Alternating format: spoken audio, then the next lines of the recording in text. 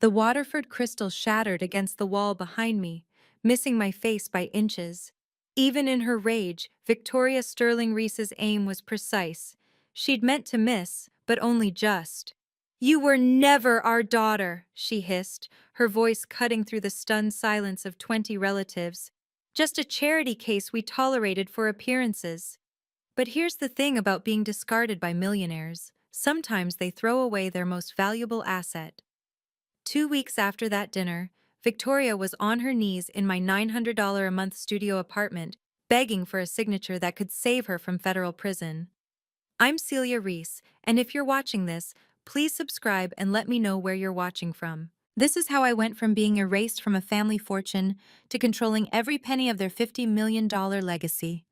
Let me take you back to understand how a family could dispose of someone they'd raised for 27 years. I was adopted by the Sterling Reese family when I was 5, after my parents died in what the papers called a suspicious car accident. Victoria never let me forget that taking me in was Marcus's idea.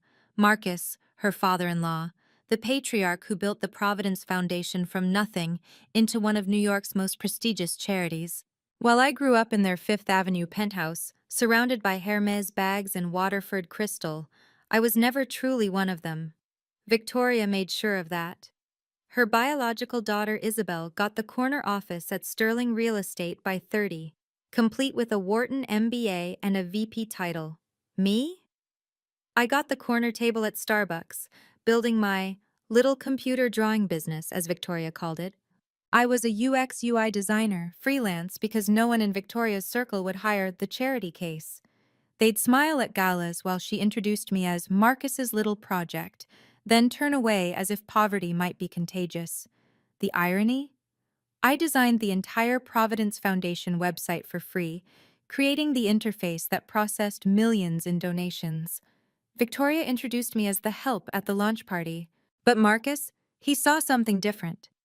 I noticed he kept a photo booth picture of us in his wallet, taken at Coney Island when I was 12. He'd snuck me out for the day, bought me cotton candy, and told me stories about my parents. "They were heroes, Celia," he'd said, though he never explained what he meant. That photo ended up in his safety deposit box, right next to his will. I wouldn't learn why until much later. Sunday dinners at the Sterling Reese estate were exercises in calculated humiliation. I was required to attend. Family obligation, Victoria called it. But my place was literally and figuratively at the table's end.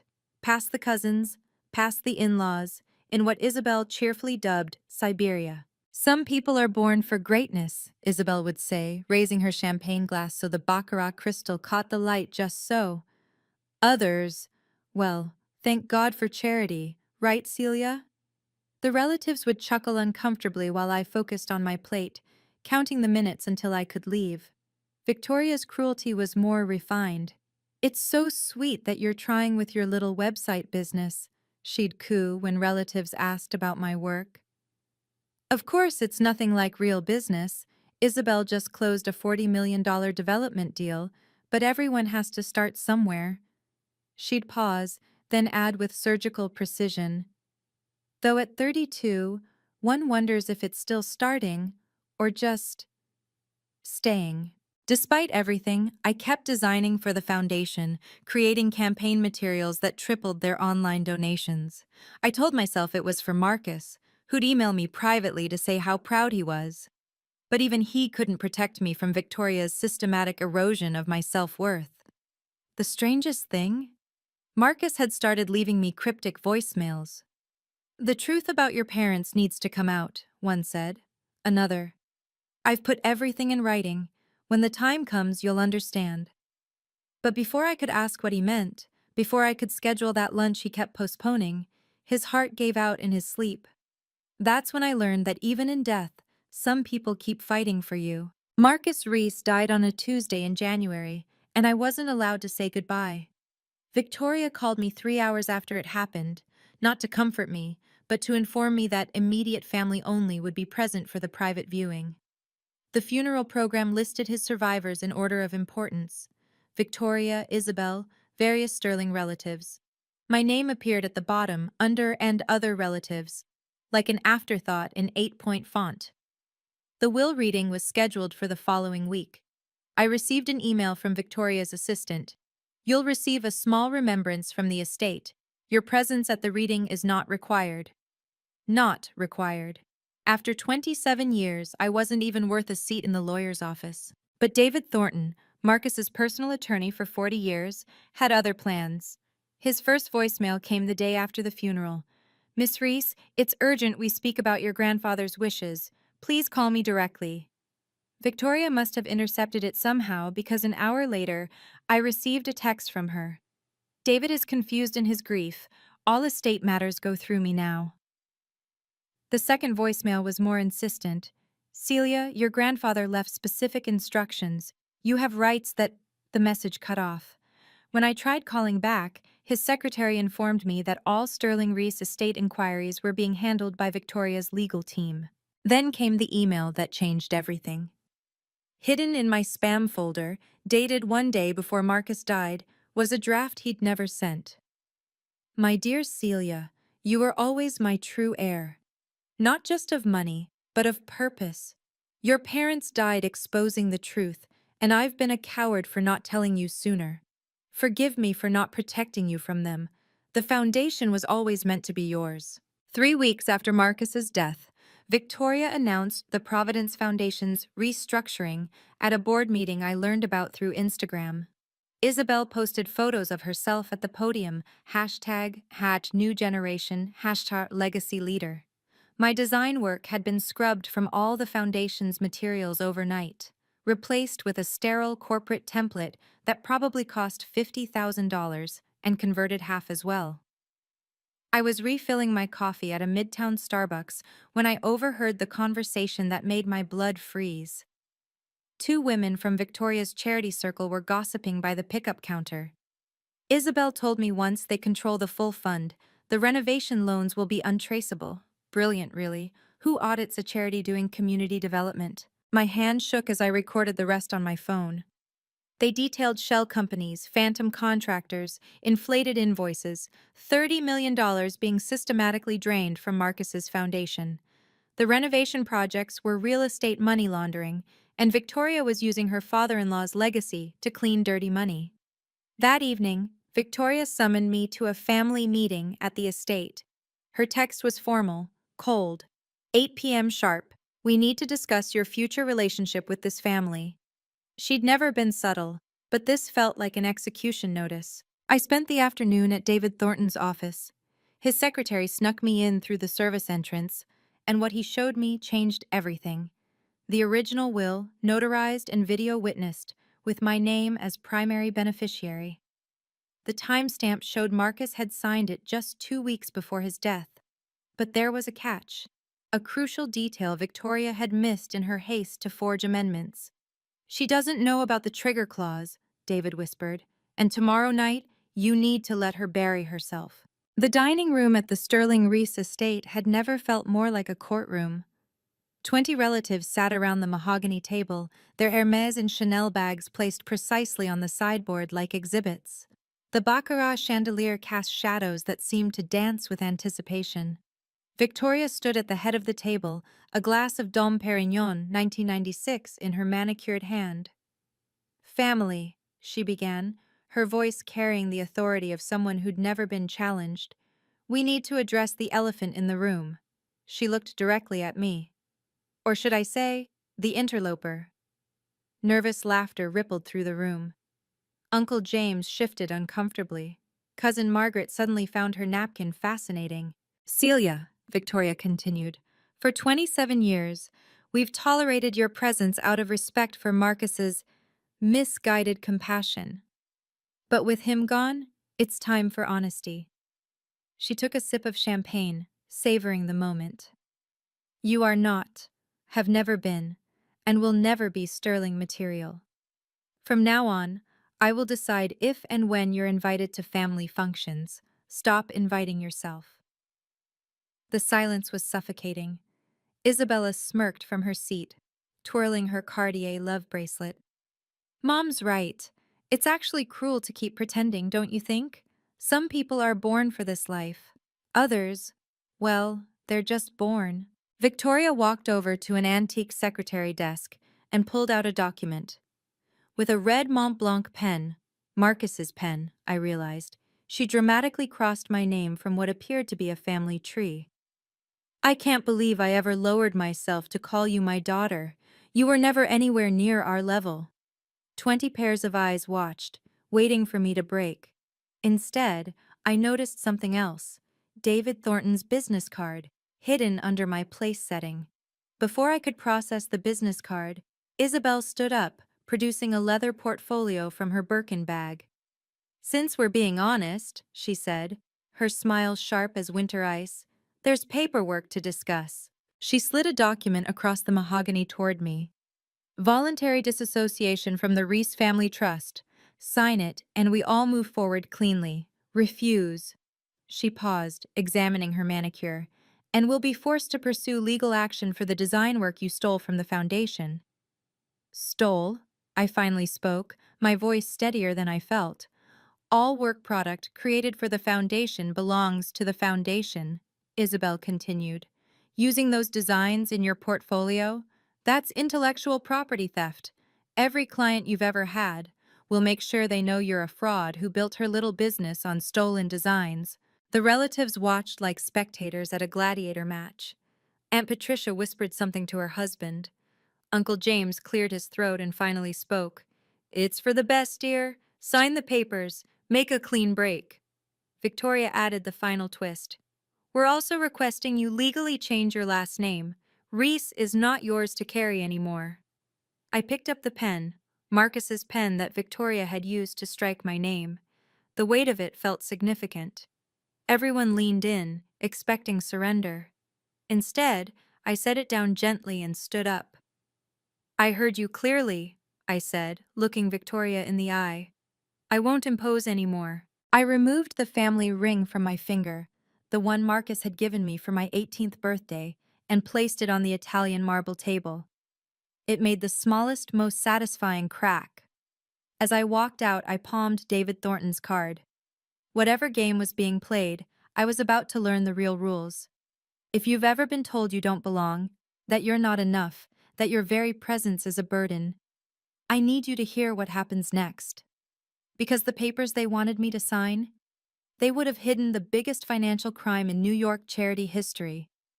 Hit subscribe if you want to see how justice actually feels, and comment below if you've ever been underestimated by family. I walked through that house one last time, past the Monet in the hallway I'd always loved, past the library where Marcus taught me chess, past the kitchen where the staff used to sneak me cookies when Victoria wasn't looking.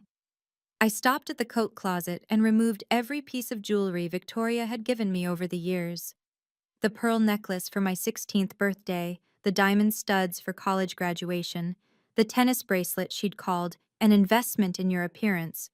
I left them all on the marble console table, arranged like evidence. My laptop bag was all I carried, my real work, my actual life. As I reached the door, Victoria called out one final barb. "Don't expect any references. I'll make sure everyone knows exactly what you are. Nothing." The February air hit my face like freedom. I didn't cry. I didn't run. I walked to my beat-up Honda Civic, the car Isabel once called a mobile advertisement for failure, and sat there for a moment, David Thornton's business card burning in my pocket. That's when my phone buzzed. A text from an unknown number. "Check your email. DT." The attachment was a video file, timestamped from 2 weeks before Marcus died. I pressed play and heard my grandfather's voice. "If you're watching this, Celia, then Victoria has finally shown her true colors. What I'm about to tell you will change everything. Your parents didn't die in an accident. They were murdered for trying to expose what Victoria's family was doing, and now she's doing it again with my foundation." The video was 43 minutes long. By the end, I understood why David had risked his career to contact me, and why Victoria was about to lose everything she'd stolen. For 2 weeks, I disappeared from their world completely.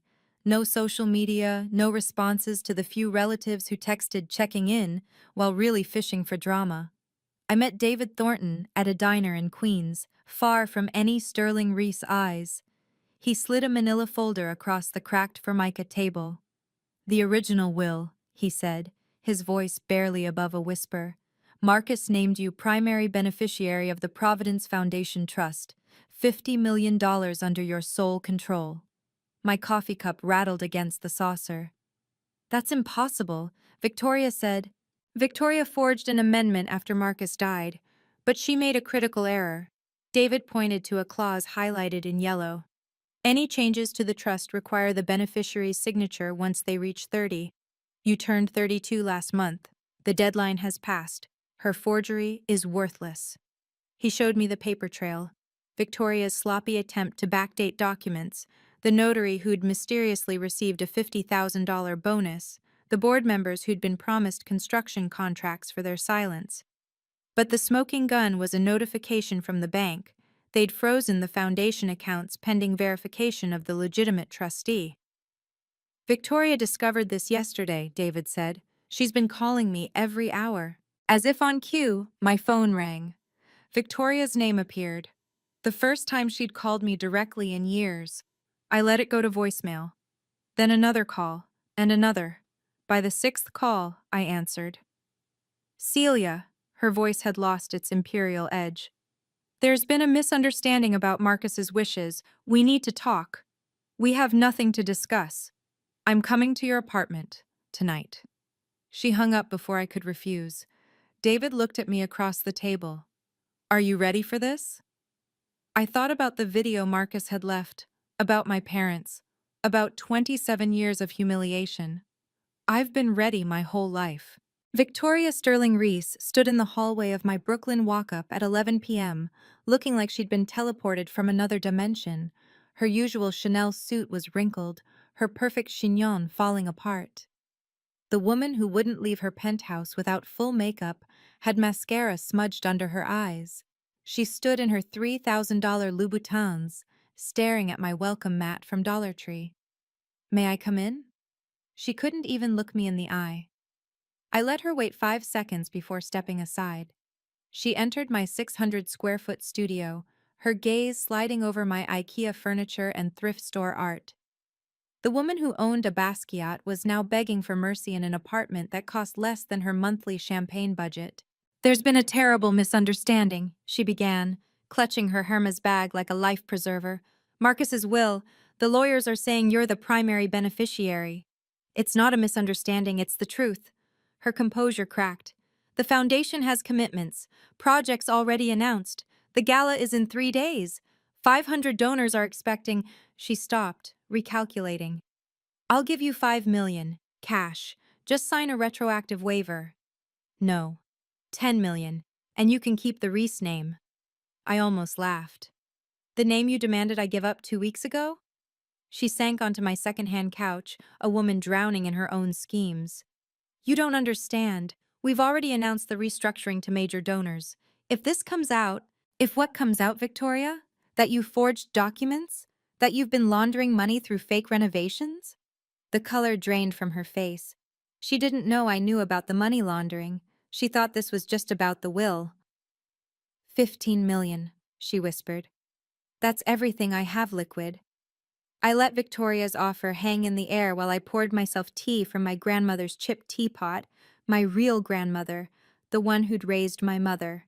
Victoria watched me like a defendant watching a jury deliberate. 15 million, I repeated slowly. That's quite a jump from your nothing. The doorbell rang. Victoria flinched. Through the peephole I saw Isabel, dressed down in designer casual, a $5,000 attempt at looking approachable.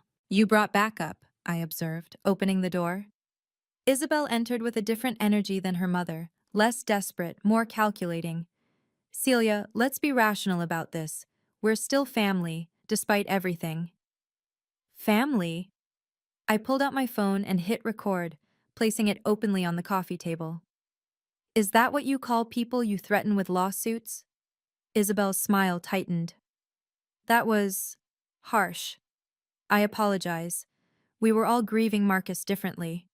She touched my shoulder, the first time she'd voluntarily made physical contact in years.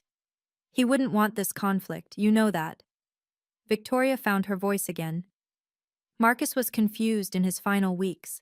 The medication, his heart condition. He wasn't thinking clearly when he changed the will. The will dated 2 weeks before his death? I asked.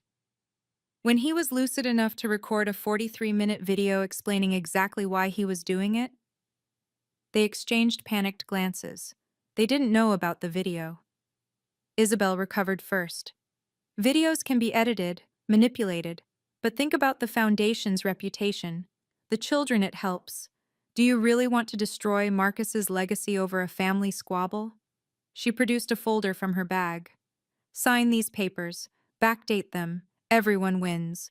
The foundation continues, you're set for life, and we all move forward. Together, Victoria added desperately. As a family. Victoria's transformation was Oscar-worthy. The Ice Queen who'd publicly disowned me 2 weeks ago now had tears streaming down her face, smearing her Tom Ford foundation into tragic streaks. I raised you as my own, she whispered, reaching for my hand. I let her take it, feeling her desperate grip. For 27 years, I gave you everything, the best schools, the best opportunities. When you had nightmares about your parents, who held you? When you graduated from Parsons, who was in the front row? You were, I admitted. Right before you told everyone I was there on a charity scholarship. She pressed on, ignoring the barb. Marcus would want the family united. You know how he hated conflict. Please, Celia, one signature and we all move forward. Isabel pulled out the backdated documents, already prepared with tabs marking where I should sign. The foundation has pledges worth $20 million pending. Children's programs that will shut down if there's a scandal. Is your pride worth destroying all that good? I picked up the papers, scanning the language. They'd thought of everything. Retroactive transfer of beneficiary status, waiver of all claims, even an NDA preventing me from ever discussing the will. Under the table, I texted someone. They just admitted everything, paperwork ready. You've practiced this, I said to Victoria. The tears. She stiffened. They're real. Like the tears at your 2 divorces? Isabel's father, then James? You got $40 million from those tears. Isabel's phone buzzed. She glanced at it and went pale. Mom, we need to go. Not until she signs, Victoria insisted. Another buzz. Isabel showed her mother the screen. Whatever she saw made Victoria's practiced tears stop instantly. You called them, Victoria said, her voice deadly quiet. You called the FBI. Let me back up 3 months. Before Marcus died, before the humiliation dinner, before any of this exploded, Agent Sarah Coleman knocked on my apartment door. FBI Financial Crimes Division, investigating Sterling Real Estate for money laundering through charitable organizations.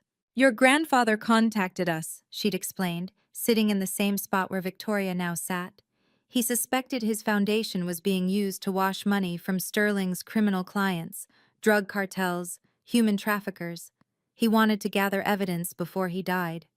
Marcus had been playing a longer game than anyone realized. Every family dinner where I'd been humiliated, he'd been watching Victoria and Isabel, documenting their conversations, tracking the money. The confused old man they thought they were manipulating had been building a federal case. He knew he was dying, Agent Coleman had said. He wanted to protect you and preserve his real legacy, so he changed his will, knowing it would force Victoria's hand. For 3 months, I'd been their inside source. Every insulting family gathering, every overheard conversation, every document I could photograph, it all went to the FBI. The night Victoria disowned me, I was wearing a wire. Her confession about the renovation loans at the family dinner, recorded and admissible. The video Marcus left wasn't just about my parents. It contained financial records, account numbers, names of shell companies. He'd gathered everything the FBI needed but couldn't obtain without warrants. As his beneficiary, I could legally provide it all. Now, sitting in my apartment with Victoria and Isabel, I watched their panic bloom as they realized the trap they'd walked into, the backdated documents they'd brought. They'd just provided evidence of attempted fraud, the $15 million bribe, wire fraud, and obstruction of justice. The gala is in 3 days, I said calmly. You should still attend. Victoria and Isabel left my apartment in shambles, their designer heels clicking frantically down the stairs. Within an hour, David Thornton called. They're trying to move the money offshore, 30 million scheduled for transfer tomorrow morning. Let them try, Agent Coleman said on our three-way call. We've frozen the accounts. They just don't know it yet. The Providence Foundation Gala was in 72 hours. Victoria had already sent 500 invitations, secured sponsorships, promised major announcements about the foundation's new direction. The mayor would attend. 3 senators, every major philanthropist in New York. She can't cancel now, David explained. It would trigger investor panic, donor flight. She's trapped. I spent the next day with Agent Coleman's team, preparing evidence presentations. The forensic accountants had traced every dollar, 30 million diverted through 17 shell companies, all leading back to Sterling Real Estate's development projects that existed only on paper. Ghost renovations in neighborhoods that desperately needed real help. 3 board members want out, David informed me. Thomas Chen, Maria Rodriguez, and Jennifer Walsh. They've suspected for years but were afraid of Victoria's influence. They'll support you when the time comes. I worked through the night designing something special, a transparency initiative presentation that would display real-time foundation finances, every dollar tracked, every project verified, the opposite of Victoria's shadow empire. My phone buzzed with texts from relatives. Heard you're not coming to the gala? Victoria says you're having a breakdown. Such a shame about the family situation. Let them gossip. In 48 hours, they'd have something real to talk about. I bought my first designer dress, not to impress them, but to honor Marcus. Carolina Herrera, simple and elegant, the kind of understated power Victoria never understood. The saleswoman asked what the occasion was. A funeral, I said, for an empire. Every document, every recording, every piece of evidence was legal and admissible. No tricks, no lies, just the truth they thought they'd buried with my grandfather. If you've ever wanted to see what happens when the untouchable finally get touched by justice, keep watching. And if someone in your life needs to hear this story, share it with them. Sometimes we all need reminders that dignity beats dynasty. The morning of the gala, I stood in David Thornton's office as he handed me a folder that weighed more than its paper should. The board resolution, he said. Once you present the original will tonight, you automatically assume control. Victoria's amendments are void. She knows this, but she's gambling you won't show up. What's her plan? Announce she's donating her entire personal fortune to the foundation. Play the grieving daughter-in-law card. Lock in donor sympathy before you can act. He paused. She's also hired private security to keep you out if you try to attend. I smiled. She's forgetting something. As the legal beneficiary, I don't need an invitation to my own foundation's event. Agent Coleman called. We'll have 12 agents there as donors. The moment you present evidence, we move. The arrest warrants are signed and sealed. I spent the afternoon at Marcus's grave, placing fresh orchids, his favorite. Tonight, grandfather, I whispered. Tonight, your real legacy lives. My phone had 43 missed calls from Victoria, each voicemail more desperate. The last one was different. If you show up tonight, I'll destroy you. I have information about your parents you don't want public. Stay away, or everyone will know what they really were. She thought she could still intimidate me.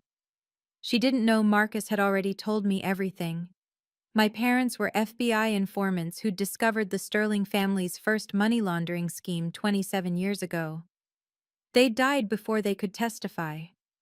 Victoria had married into the family 2 years later, inheriting their criminal enterprise along with their fortune. I put on the Carolina Herrera dress, pinned my grandmother's simple pearl brooch to the lapel, and looked in the mirror.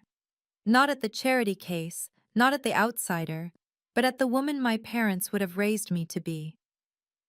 The Waldorf Astoria's grand ballroom glittered with 500 of New York's elite. $50,000 of orchids cascaded from the ceiling. A champagne tower reached toward crystal chandeliers that had witnessed a century of power plays, but none like tonight's. Victoria stood at the podium, resplendent in vintage Valentino, addressing the crowd.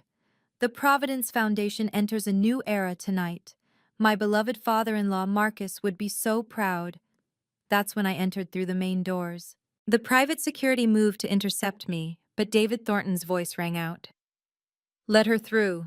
She's the primary beneficiary of the Marcus Reese Trust. 500 heads turned in synchronized shock. The mayor's mouth opened slightly. Senator Williams nearly dropped his champagne. But the best reaction was Victoria's, her face cycling through disbelief, rage, and fear in the span of 3 seconds. Ladies and gentlemen, I said, my voice carrying across the silent ballroom, I apologize for the interruption, but there are urgent legal matters regarding the Providence Foundation that require immediate disclosure. Isabel rushed to the podium, grabbing the microphone. This is a private event. Security! Ms. Sterling Reese, Agent Coleman said, stepping forward with her badge visible. I'd advise against that. Murmurs rippled through the crowd like waves. Phones appeared, recording everything. The gossip columnists who'd documented my humiliation for years now had their story of the century. Victoria found her voice. This is ridiculous. She's nobody. A disturbed woman we tried to help. I'm the legal controlling trustee of the Providence Foundation, I interrupted, holding up the original will. As of tonight, all foundation operations are under my authority. The champagne tower seemed to tremble, or maybe that was just Victoria's world starting to collapse. David Thornton took the microphone with the gravitas of 40 years of legal practice. The ballroom fell silent, except for the scratch of reporters' pens and the soft whir of phone cameras. Ladies and gentlemen, as executor of the Marcus Reese estate, I have a legal obligation to inform you of the following. The last will and testament of Marcus Reese, dated January 15, 2024, names Ms. Celia Reese as primary beneficiary and controlling trustee of the Providence Foundation's $50 million endowment. Gasps echoed off the Waterford crystal. I watched donors exchange panicked glances, calculating their exposure. David continued. Any amendments made after Mr. Reese's death have been ruled invalid due to lack of proper authorization and evidence of forgery. This is slander, Victoria shrieked, her composure finally shattering completely. I'll sue you into oblivion. Mrs. Sterling Reese, David replied calmly, you're welcome to contest this in court. However, I should note that attempting to transfer foundation funds this morning, while knowing of this dispute, constitutes fraud. The crowd erupted. The mayor stepped back from Victoria, as if she were radioactive. Donors pulled out phones, calling their lawyers. Isabella tried to leave, but found agents blocking the exits. Not obviously, but effectively. Thomas Chen, one of the board members who'd contacted me, stood up. I motion for an immediate board vote to confirm Ms. Celia Reese as CEO of the Providence Foundation. Seconded, Maria Rodriguez called out. All in favor? David asked. 7 of the 9 board members raised their hands. Only Victoria and Isabel dissented, their hands frozen at their sides. Motion carried, David announced. Ms. Reese, would you like to address your donors? I walked to the podium, passing Victoria. She hissed, You don't know what you're doing. I learned from the best, I replied. You. Before I could speak, Victoria lunged for the microphone. Security moved, but I raised my hand to stop them. Let her dig her own grave. This is a conspiracy, she screamed at the crowd. This girl, this nobody we took in out of pity, she manipulated a dying man. Marcus had dementia. He didn't know what he was signing. Then you'll be interested in this, I said, pulling out my phone and connecting it to the ballroom's AV system. Marcus's face appeared on the massive screens, healthy and sharp-eyed, dated 2 weeks before his death. His voice filled the ballroom. I, Marcus Reese, being of sound mind and body, declare that my granddaughter Celia represents everything I built this foundation to be. She is not my biological grandchild, but she is my chosen heir, the daughter of 2 heroes who died trying to expose corruption. The crowd was transfixed. Victoria's face went white. Marcus continued. I leave control to Celia because Victoria and Isabel have betrayed everything this foundation stands for. They've stolen from children's programs to fund their real estate empire. I have provided evidence to the appropriate authorities. Turn it off! Isabel shrieked, rushing the AV booth. 3 federal agents stepped forward, blocking her path, but Marcus wasn't done. Celia, your parents, Rebecca and James Morrison, were FBI informants. They discovered the Sterling family's money laundering operation. Their car accident was no accident. Victoria knows this. She married into this family to take control of what they built on blood. The ballroom erupted. Victoria grabbed a champagne flute and threw it at the screen, an echo of that Waterford crystal 2 weeks ago. It shattered harmlessly against the wall as security finally restrained her. "You were nothing!" she screamed at me. "I gave you everything!" "No," I said into the microphone. "Marcus gave me everything. You just took the credit." With Victoria restrained and the crowd riveted, I clicked to the next slide. A forensic accounting report filled the screen, every number damning. Over the past 5 years, I announced, $30 million designated for children's programs has been diverted through shell companies, renovations that never happened, community centers that exist only on paper. While the Sterling Reese family built their real estate empire, thousands of children went without the help Marcus intended. The slides advanced. Invoices for phantom contractors, bank transfers to offshore accounts, emails between Victoria and Isabel discussing how to hide the trail. Each piece of evidence drew sharper gasps from the crowd. "That's privileged information," Isabel shouted. "You had no right." "Actually," Agent Coleman said, stepping to the podium, "as the legal trustee, Ms. Reese had every right to audit foundation records. And what she found required federal intervention." She held up her badge for the crowd to see. "I'm Agent Sarah Coleman, FBI Financial Crimes Division. We've been investigating Sterling Real Estate for 3 years. The evidence Ms. Reese provided has resulted in federal warrants for Victoria Sterling Reese and Isabel Sterling Reese." 3 major donors stood up. Richard Blackstone, whose foundation had given millions, spoke first. "We suspected irregularities. We've been conducting our own investigation for months." Another donor, Patricia Shue, added, "We were prepared to pull funding. Only Marcus's reputation kept us involved." The dominoes were falling faster than Victoria could process. Her empire, built on 30 years of lies, was collapsing in 30 minutes. "This is entrapment," Victoria screamed. "Celia orchestrated this." "No," I said quietly, the microphone catching every word. "You orchestrated this when you stole from children to build your fortune. I just made sure everyone could see it." Agent Coleman nodded to her team. They moved through the crowd with practiced precision, their evening wear concealing federal badges. The $500 champagne flute stopped clinking. The orchestra fell silent. Even the waitstaff froze. "Victoria Sterling Reese," Agent Coleman announced, her voice carrying across the ballroom, "you're under arrest for wire fraud, money laundering, and tax evasion. You have the right to remain silent." "This is impossible," Victoria struggled against the agents. "Do you know who I am? I own half of Manhattan." "Isabel Sterling Reese," another agent continued, approaching the podium where Isabel stood frozen. "You're under arrest for conspiracy to commit wire fraud and money laundering." Isabel's carefully constructed composure shattered. Her designer mascara ran in black rivers down her cheeks. "Celia, please, we're family. Tell them this is a mistake." "The only mistake," I said, "was Marcus believing you could change." The handcuffs clicked onto Victoria's wrists, the same wrists that wore the Cartier Panthère watch Marcus had given her, the same hands that had signed my adoption papers 30 years ago and my dismissal 2 weeks ago. Photographers pushed forward, their flashes creating a strobe effect as New York society's queen was dethroned in real time. Tomorrow's headlines were writing themselves. "You'll regret this," Victoria spat as agents led her past me.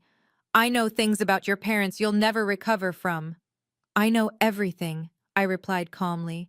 "Marcus told me. They died as heroes. You lived as a thief." As they were escorted out, the crowd parted like the Red Sea. Senator Williams was already on his phone with his lawyer. The mayor had disappeared entirely. But the donors, the real ones who cared about Marcus's vision, began to applaud. The ballroom screens flickered back to life.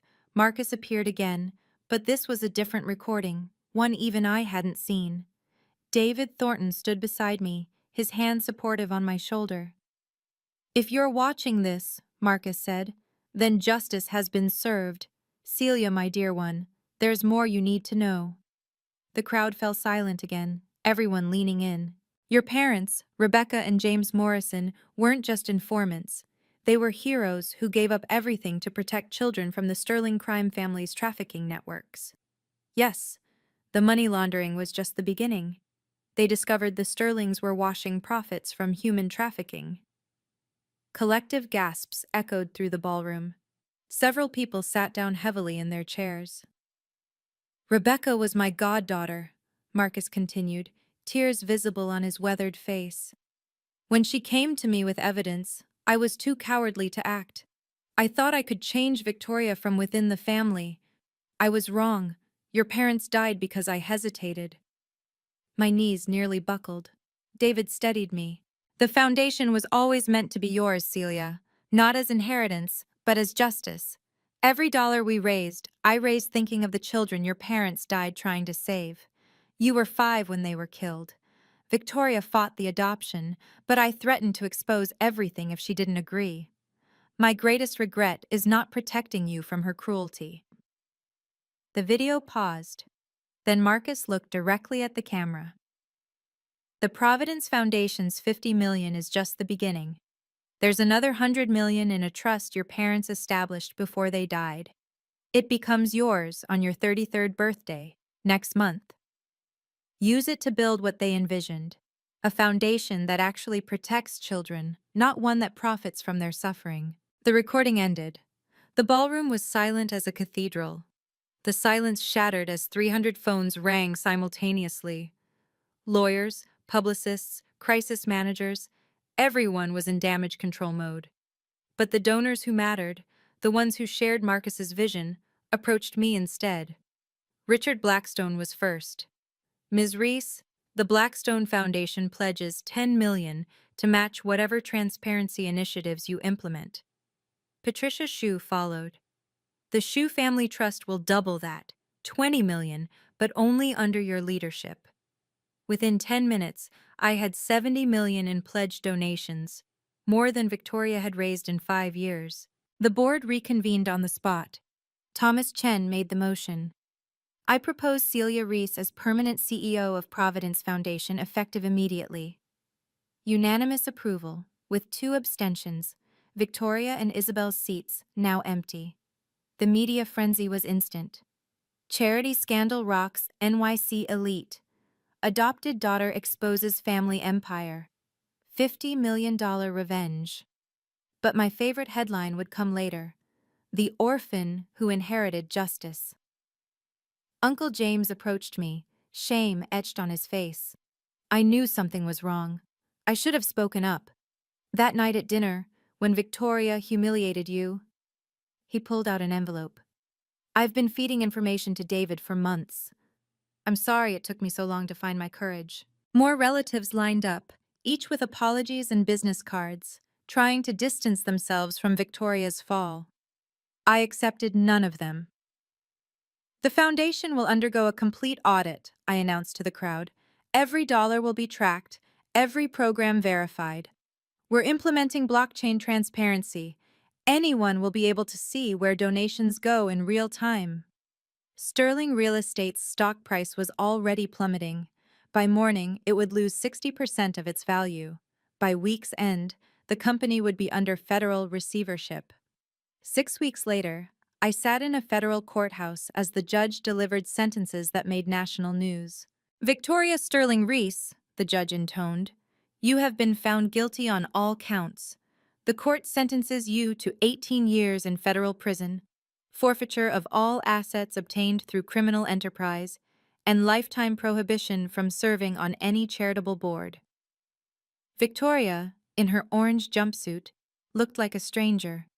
The woman who wouldn't leave her penthouse without perfect makeup now faced nearly 2 decades without her hairdresser. "Isabel Sterling Reese, You are sentenced to 12 years, forfeiture of assets, and permanent revocation of all professional licenses. Isabel sobbed. Her husband had already filed for divorce and full custody of their children. The prenup she'd insisted on, protecting her assets from him, now meant she'd leave prison with nothing. The asset forfeiture was staggering. 30 million returned to the foundation, 40 million in real estate, accounts in the Caymans, Switzerland, Singapore. Every dollar they'd stolen, plus interest and penalties. The Sterling real estate building would become affordable housing, the ultimate irony for a company that had displaced thousands. The penthouse where I'd been humiliated would be converted into a shelter for trafficking survivors. But the real victory came from the others arrested in the sweep. 17 co-conspirators, including the notary who'd forged documents, contractors who'd created false invoices, and 3 city officials who'd approved phantom permits. Agent Coleman found me after the sentencing. Your parents would be proud. This was the case they died trying to build. It's not over, I said. There are more foundations like this. More Victorias hiding behind charity. She smiled. Good thing you have 150 million to fight them with. The Morrison Trust had matured the week before. My parents' justice fund was finally mine. I kept my Brooklyn apartment. That surprised everyone. With 150 million at my disposal, I could have bought any penthouse in Manhattan.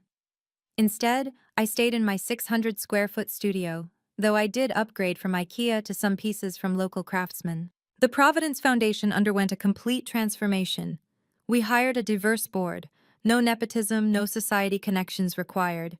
Just people who understood what Marcus had really wanted, to help children who, like me, had nowhere else to turn. Our first initiative was revolutionary. Complete financial transparency. Every donation, every expense, visible in real time on our website.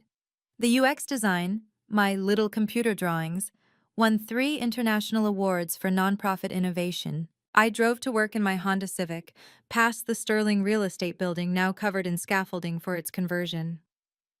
My office wasn't the corner suite. I'd converted that into a children's library. I worked from a modest room overlooking the community garden we'd built on what used to be Victoria's private parking garage. The foundation helped 12,000 children in our first year. Real help: education, housing, therapy, legal aid for trafficking survivors. We partnered with the FBI to create safe houses for informants' families, people like my parents who risked everything for justice. My design firm, Morrison Creative, named for my parents, took on only ethical clients. We became the go-to agency for nonprofits wanting to maximize their impact through technology. The girl who was just playing with pixels now designed systems that moved millions toward real change. The media loved the story. From charity case to charity CEO. The billion-dollar rejection. But I turned down most interviews. The work mattered more than the narrative. Victoria wrote me every week from prison. I donated $100 to trafficking survivors for each letter I didn't open. 6 months into Victoria's sentence, I received an unexpected visitor. Jonathan Sterling, Victoria's older brother, the family patriarch who'd stayed silent through everything. I owe you an apology, he said, standing in my modest office. I knew what Victoria was doing. We all did. But she had dirt on everyone. Affairs, tax evasion, worse. We were cowards. He placed a folder on my desk. These are the real books from the last 30 years. Every crime, every victim, every dollar. Victoria was just middle management. The trafficking ring goes deeper. The documents revealed a network spanning 3 continents. Politicians, judges, business titans, all connected through charities that were actually fronts for moving money and children. Why now? I asked. Because you did what none of us could. You stood up to her. He paused. And because I have terminal cancer, 6 months, maybe less, I want to die with some shred of dignity. We spent 3 hours recording his testimony. By the end, we had enough to trigger the largest trafficking investigation in U.S. history. That night, I visited Marcus's grave with fresh orchids and good news. Your foundation just helped the FBI identify 300 missing children. They're coming home, grandfather. A text interrupted my moment of peace. From David Thornton. Isabel's lawyer is requesting a meeting. She wants to make a deal. I knew what she'd offer. Information in exchange for reduced sentence.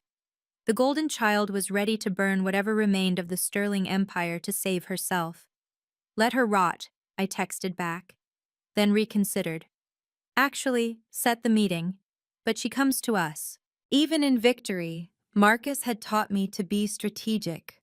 Every piece of information mattered when children's lives were at stake. The meeting with Isabel taught me something vital. Family isn't about blood or adoption papers or even shared history. It's about shared values. She sat across from me in the federal facility, orange jumpsuit replacing Chanel, offering names and bank accounts in exchange for my influence with prosecutors. But when I asked about the children, where they were taken, who hurt them, she shrugged. I didn't handle that side, she said, examining her ruined manicure. That was all Victoria. Even facing 12 years in prison, she couldn't take responsibility. The Golden Child was still trying to preserve her guilt, not realizing it had already flaked away. I learned that when someone shows you who they are, believe them the first time. Victoria showed me at that first Sunday dinner when I was 5, placing me at the far end of the table. Isabel showed me when she laughed at her mother's cruelty instead of questioning it. Document everything, especially with family business. Marcus knew this. Every receipt, every recording, every email. He'd built an evidence fortress that even Victoria's lawyers couldn't breach. True wealth isn't measured in portfolios or properties. It's in the power to lift others. The Morrison Reese Foundation, I'd added my parents' name, had more impact with thoughtful millions than Victoria had with stolen billions. And sometimes, the best revenge isn't revenge at all. It's massive, undeniable success that helps others, while your enemies watch from federal prison. I kept Marcus's chess set in my office, the one he'd taught me on. Always think 7 moves ahead, he'd said. But the most important lesson was simpler. Sometimes the pawn becomes the queen, not through promotion, but through persistence. They were right. I'd never be on their level. I'd built my own, several floors above theirs. 1 year later, I stood at the ribbon cutting for the Morrison Reese Children's Center, built where a Sterling Shell Company had claimed to renovate. 300 supporters gathered, including 40 children who'd been rescued through our trafficking intervention program. A little girl tugged on my dress. A Carolina Herrera, bought for this occasion. She was 7, recently adopted after being rescued from one of the trafficking rings we'd exposed. Ms. Celia, are you really the boss of all this? I knelt to her level, remembering being 5 years old, feeling small in a world of giants who didn't want me. No, sweetheart. I'm just someone who learned that love isn't measured by bloodlines or bank accounts. My new mom says you were adopted too, she whispered. Did your first family not want you? The crowd quieted, sensing the moment's weight. I saw reporters lean in, cameras focusing. My first family were heroes who died protecting children like you, I said. My second family. They taught me what I didn't want to become. But my real family... I gestured to David Thornton, Agent Coleman, the board members who'd stood up for justice, the donors who'd believed in change. They chose me, and I chose them. That's what makes us family. She smiled, then surprised me. My name's Victoria. Is that okay? The cosmic irony wasn't lost on anyone. I hugged her tight. It's perfect. You'll make that name mean something beautiful. As the ribbon fell and applause erupted, I noticed a woman in the crowd, elegant, familiar. Jonathan Sterling's daughter, Elizabeth, who'd stayed silent through the scandal. She approached with an envelope. From my father's estate, she said quietly. He died yesterday. He wanted you to have this. Inside, a check for $50 million and a note. For the children we failed to protect, make it right. If this story resonated with you, Please subscribe and share it with someone who needs to hear that their worth isn't determined by anyone else's inability to see it. Comment below with your own story of proving doubters wrong. I read every single one. And remember, the best response to being told you're not enough is to become more than they ever imagined possible. Thank you for watching.